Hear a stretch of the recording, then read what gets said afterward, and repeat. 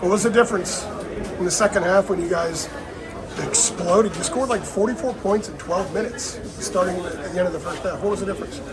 Again, I mean, HD has a really good ability to, bring that fire out of us. And in the second half, he did that. We decided that we weren't going to keep taking punches. We were going to punch back. What was it that he didn't like, and what was it he had to bring out of you? I would say he didn't like just the way that they were shooting, 70% the first half. Like that's like something that you rarely do, even if you are a good shooter. Like just shooting around in practice or like in open gym or like maybe in a workout. I mean, that's not something that you're supposed to be able to do collectively as a team, especially with us. And us honing in on defense so that we can run a transition. That just wasn't something that he really took a liking of. And, we fed off of his energy and really embraced it. Jae'Lyn, what would you say was the overall mood at halftime when you guys are down big, and who spoke up and what was said, and how did you guys sort of find the fire that you found? I would say it initially started with one of our freshmen, James Brown. He came in with a lot of intensity, saying that they aren't, they haven't worked as hard as us, like just trying to get us going, saying different things. Then HD came in and he matched his energy, and we fed off that. Yeah. So James Brown, okay. Yeah. Well, he had that follow up at the end of the half too. Yeah.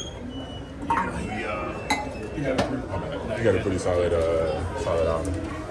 Jae'Lyn, what was the challenge of, I guess, managing the fouls in the front court? I mean, they kind of piled up, after a while, and, guys got up a little bit late. What was the challenge of kind of managing? Here's Elliot and Seth.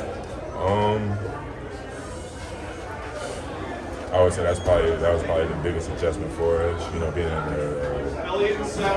hostile environment and, having to deal with the foul count, the foul call. That's something that we have to play, against. We ended up persevering and fighting back and figuring out a way to get past it in the second half. When I talked to you about a month ago on Media Day about your perimeter shooting, you said that you wanted to show people that 2 years ago at Louisville, that's the guy you are, 41% from three. Well, so far through 2 games, you're hitting your shots. How did you get the confidence back to be able to make them in games before making them in games? I would say the reps. I rep it out day in and day out. I'm not really the big, social media guy. I'm posting all of my workouts and my makes, but I'm in the gym day in and day out, every morning, every afternoon, every time practice ends, I'm shooting with K, just repping it out until it feels where it's like muscle memory. And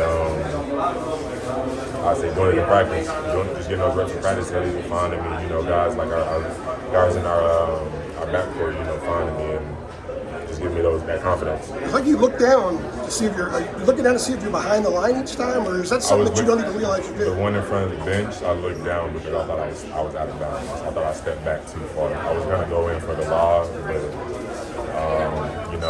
it was a pick your poison type of thing. I think the lob was open as well as the catch and shoot through. Thank you, appreciate it.